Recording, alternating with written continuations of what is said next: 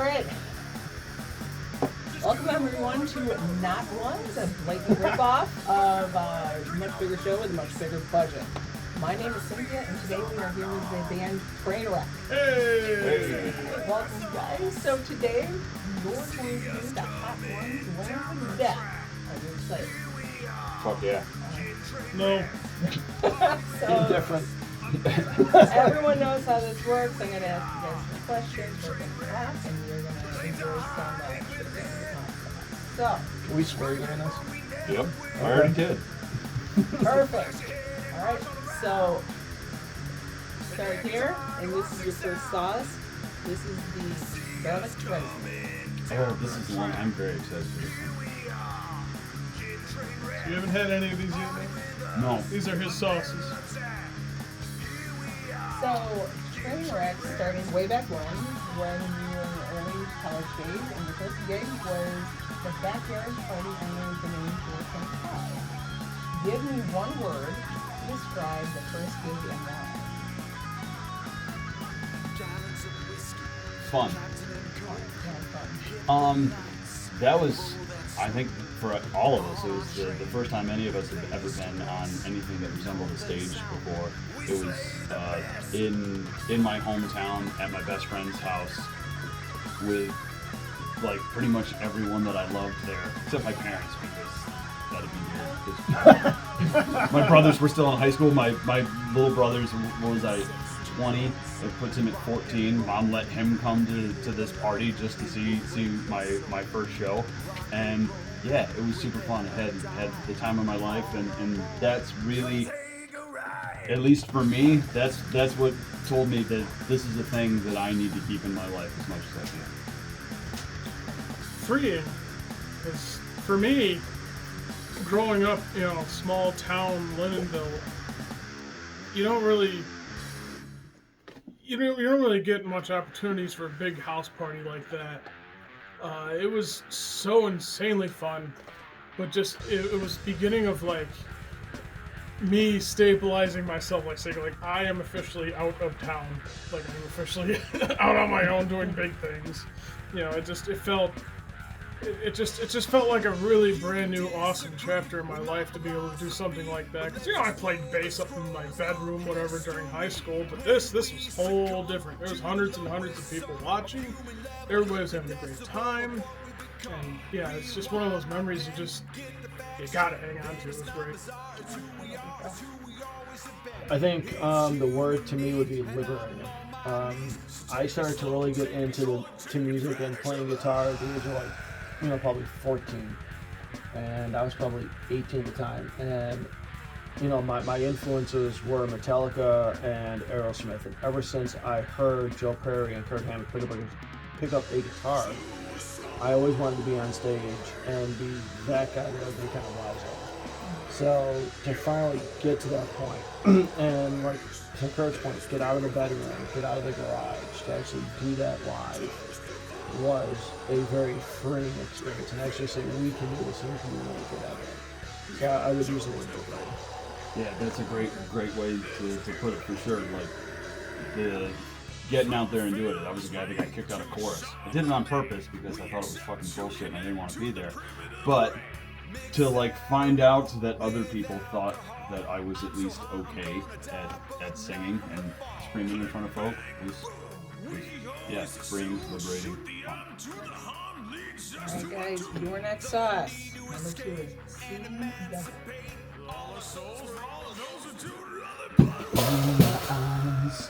That fucking Well, what do you guys think of the first sauce? I don't think it was that bad. It'd be hilarious. We're like that was number 1. You're doomed! Okay, Jack Black. Alright, so this next question is for Nate. It's pretty normal for musicians to have a pre-show ritual. Nate, what's yours? So, I get really nervous. I'm absolutely my own biggest critic. So I'm always terrified that I'm going to go up there and embarrass myself. So before almost every show, I there might be one or two that I haven't, but before almost every show, I puke. I puke at least a little bit. And it sucks. Like, look, if the gigs were at 11 in the morning, like fucking Warped Tour or something like that, great. Get out of bed, do a little yoga, boom, rah, rah, rah. Great, done. You puke with Fruity Pebbles. I need my fruit. the anxiety. It's the season of shouting, Fred. the anxiety really gets to me throughout the day. It's the wrong cereal. This man is behind the bourbon bottle today, folks. All right. It's numbing my tongue. It's great. Your Yeah, you third cheap sauce. bastard. Your third sauce is fermented kimchi. Ooh, I thought he was in North doing? Korea. he was my man. All right. You guys use the same toothpick? Yeah. Yeah. What are you doing? A toothpick per chicken? I mean, why do you want the same hot toothpick in each one? Do the fresh ones. You're a hot toothpick. Working on it. That's why these are keto. So, If when you you're don't not writing music about death, gore, and deeply rooted disdain for politics and organized religion, what are you doing in your spare time, Phil?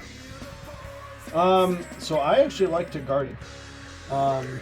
Like being outdoors. Actually have a garden at the house. We're doing peppers, onions, broccoli, and carrots this year. But I just like being outdoors and just doing some outdoor garden stuff and working around. I don't know. I like to watch movies. Try and be active, work out as much as my broken ass spine will let me.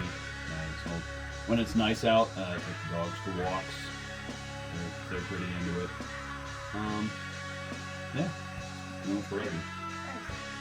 How are you? Wait, I have taken up the hobby now of action figure, I don't know what you call it, repurposing, creating, customizing, and I'm trying to make eventually a YouTube channel out of it. I'm hoping at the time of this video there actually is stuff out. And I'm not looking at this 3 years from now saying like, yeah, that was funny when I said that, wasn't it? But I have been, working due diligence, making some fun things like that. Just, just starting a new hobby. Some people would call it a midlife crisis. I would call it a renaissance. So, that's pretty much the name. And that and cuddling with kitties. Yeah, How you guys doing? How are these sauces? as I say, if Those three weren't bad. No, those are great. I was gonna say, if we reach to like, this is the most I can do. I'm close, which is funny because that's number 3. Are you close? No, I mean, so far, that's not like the maximum I would go Okay. for. So you're not sweating out of your But head. I feel at like we this could point. be getting close.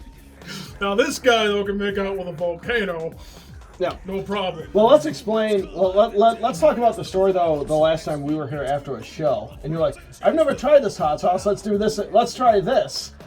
Yeah, I don't even remember what the fuck we were eating. I think just made some You bullshit made some wraps. chicken jerk, yeah. Yeah. Oh, it was jerk chicken. Yeah. Crockpot jerk chicken leftovers. I just got a new hot sauce and I poured it on all the food and then tried it. And I tried it the other day and like, oh, this wasn't so bad. It turned out to be pretty bad. Phil and I are both just upstairs fucking dying. When Nate comes to me and says, "Oh, it looks good. It tastes fine," and then like 30 seconds later he goes, "Wait." That's That a trick. becomes an issue. That's a trick. Get an X. I literally hammered that wrap in like 30 seconds just to get rid of it. Well, your next sauce, number 4, is Los Calientes. This is another one that I've been real excited for. I'm sure you have. I'll use the Yeah. same toothpick you use. Oh, I just changed it up. And this next question is just for Phil. Fuck. All right. So, Phil, Insiders know that Nate and Kurt are cuckoo for Cocoa Puffs when it comes to wrestling and superheroes. No shit. But you, not so sure. So tell us, if you could be a wrestler or a superhero, who would you want to be? Oh, God. I'm supposed to make this one so far. We're just getting numb at this point. Good.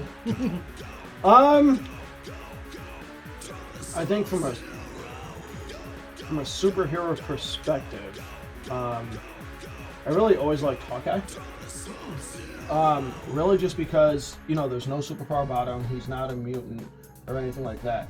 He's just that, he's kind of the blue collar guy of superheroes, to where he's there when you need him. You know, he'll never let you down, and he'll give you his best. I think that's why I always kind of went to him. Which Hawkeye do you prefer? The mask, old school hero look, or do you like Captain Dick Sporting Goods? Dick Sporting Goods is good to me. Son of a bitch. Phil, you get the last one. Cool. I love his ultimate costume. His Hawkeye was just an absolute badass. Yeah, he had a full face mask with a visor. Killed a bunch of motherfuckers with his fingernails. He It was did. awesome. It was pretty We cool. just ripped them off and like. I also have a 9-year-old son that I can't quite say that to at this point. So. All right. Next one's up. Does anyone need milk? No, so far we're No, great. So far we're good. As I was saying to Nate, that one seemed like the weakest one so far. Yeah. All right, I this would agree is with that. Fat Cat Chairman Meow's Revenge. And then Fat cat! Then it all went downhill from here. All right. A lot of what makes music great is its ability to connect to the listener. Where do you draw inspiration from to be able to write music that will connect with your listeners? Go ahead. Where do I draw inspiration from? I try to find some stuff that people know about but don't really hear about. Like, I try to make a song about the media, about how it's controlling everything, really, like politically and whatnot. I made another song about today's media in terms of like the radio and what it used to be back then and what it turned into now. You're hostile. I try to be unique, but more or less just showing people things that they knew about but weren't given to them in that format. I try to find different angles. Yeah. All right, great. I think that I try to. I always say, like, I describe Trainwreck as like, we make the music that we want to hear, and we hope that you want to hear it too. So that's exactly where I'm coming from lyrically. Like, yeah, some of it is bullshit. I got to get off my chest. Not bullshit, but bullshit. Things that I got to get off my chest, like some of our more political or you know, religious songs, and other things like yes, other things All like him. All him. I legitimately love that song. I know one. So next cover album. Maybe. I'll put it up. I also try and write about things like, you know, things that are fun, like take a ride on Snake Mountain. You know, that's even the name is talking about Skeletor and Ric Flair, and the song, you know, some of the lyrics in there are inspired by different 80s, I'm an old man, different 80s and 90s cartoon characters and the villains. I mean, that's why that shit was so cool. The good guys were cooler because the bad guys were cool. So, you know, writing songs about bad guys and aliens and fucking wrote one about Bret the Hitman Hart, you know, fun shit like that.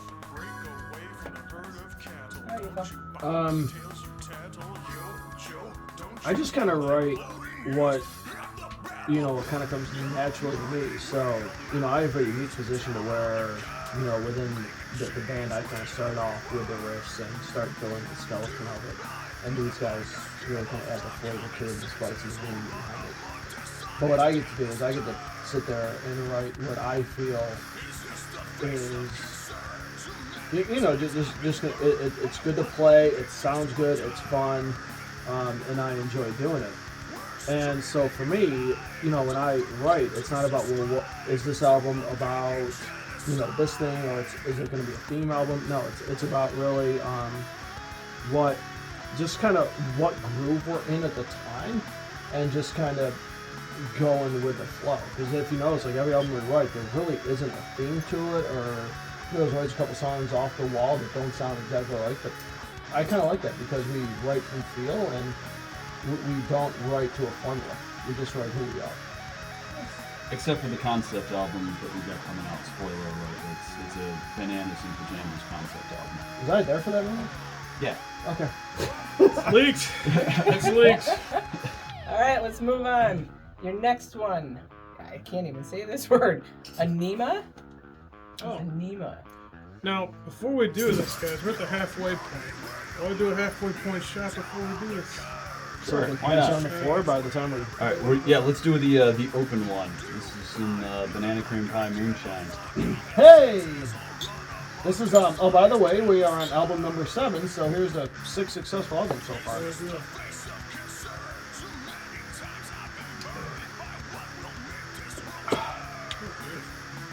Alright, And Death. grab your next one. Anima? This next question is just as the first. Mm-hmm. First, of all the members of the band, many would say that you have the most intimidating presence, but are also the one that hands it up on stage. How do you balance having such an intimidating presence while being such a nice, approachable person? That's getting hotter. What?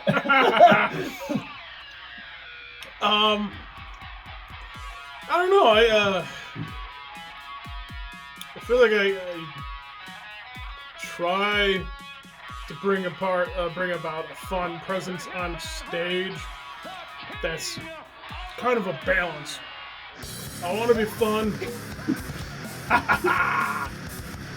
Welcome to hell, motherfucker! I don't know if it's a shot of the wing at this point. See, I try to find a fun balance where, yes, he's a metal guy on stage, but he's really cool and fun. You should approach the stage further and hear him out, you try to be different and eye-catching, especially the word different. You got, metal guys up on stage, yelling, smashing around, wearing all black, leather, chains, whatever.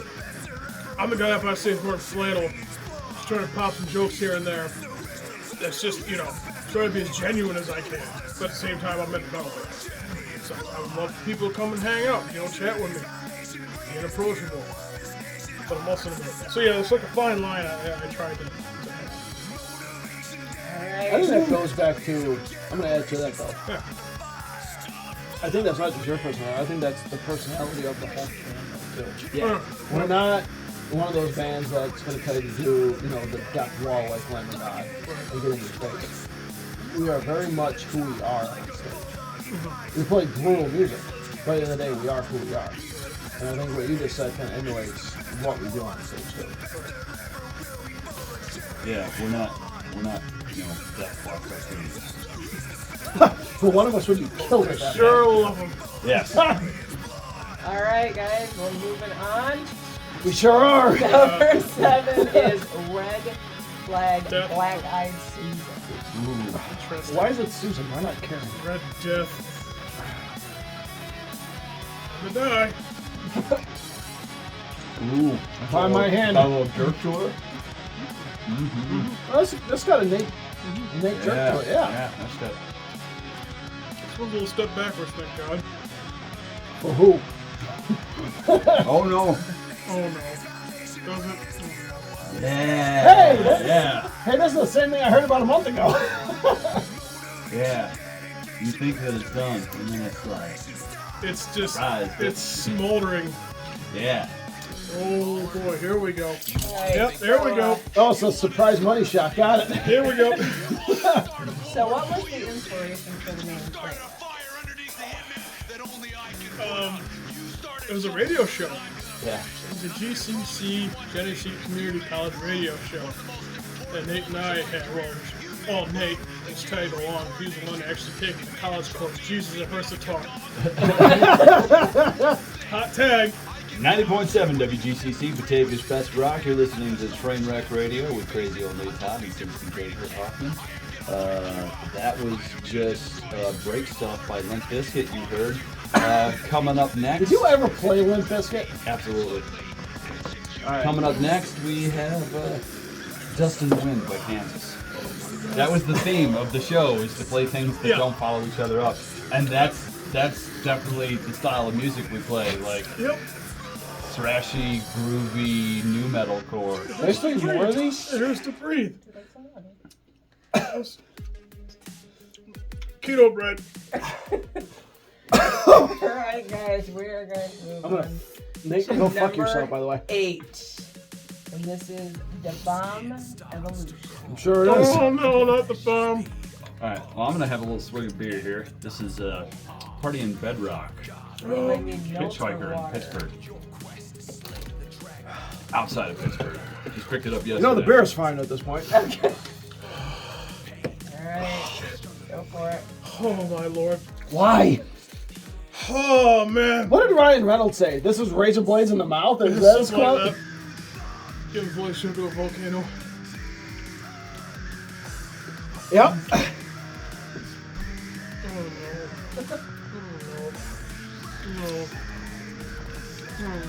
As a newcomer to the metal music scene, I admit, I struggled just trying to understand the lyrics of a song When someone like this. So, Fuck!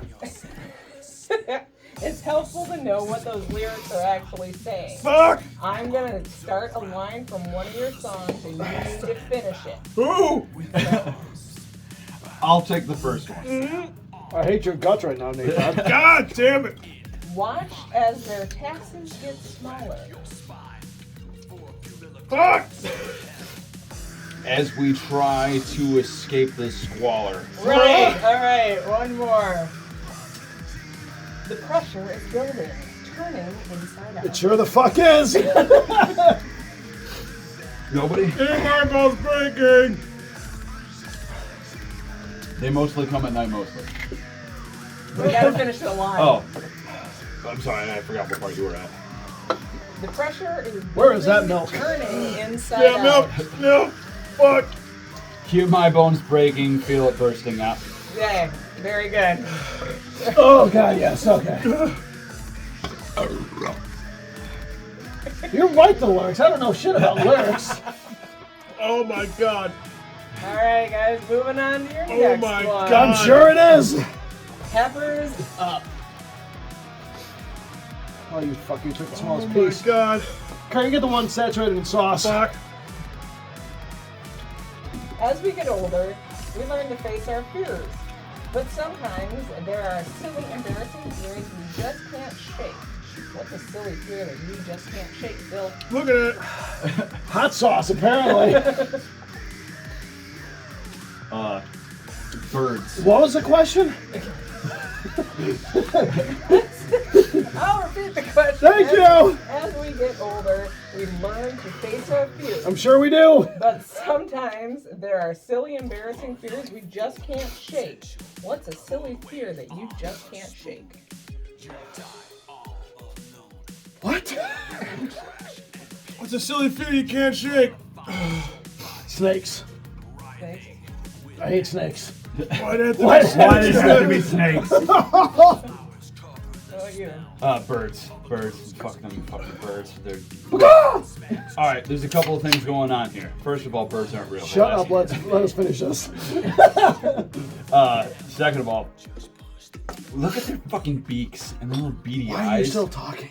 And like, you can't outrun one. Try and outrun an emu or an ostrich. They can kick a hole through a car door. Imagine what they can do. Your rib cage, fuck birds. This is what you do with birds. Fuck. Hey, Kurt. Yep. What's a fear you can't shake? Hang on. Oh. Spiders? But We like, have a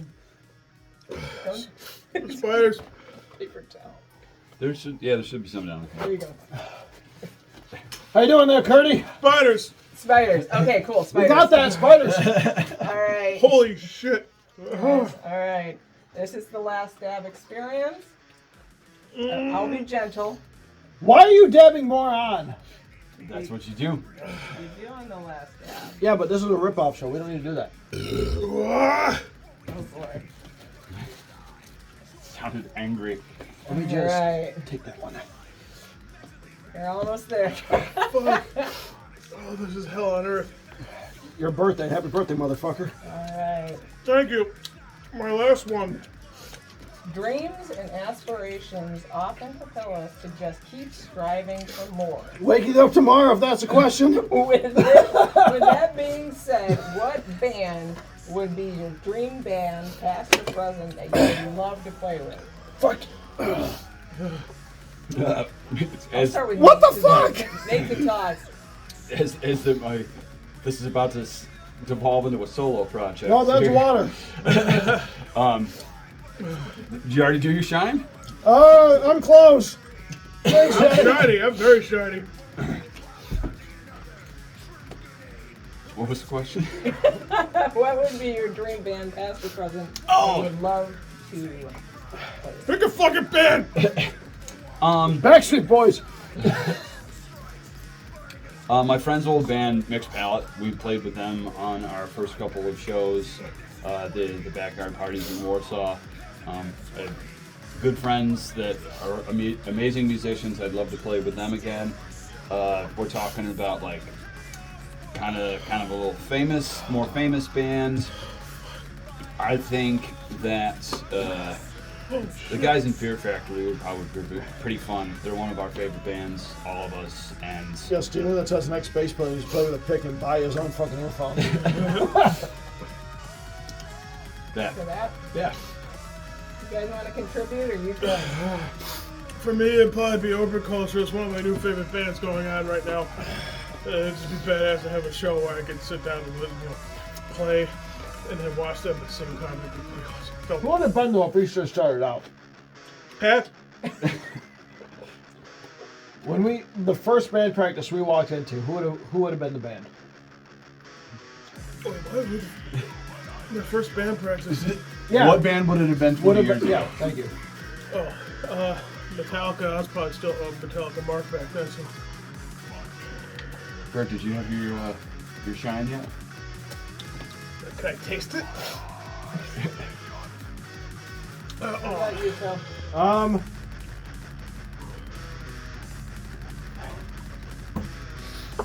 I think I would love to get on stage with Lamb of God.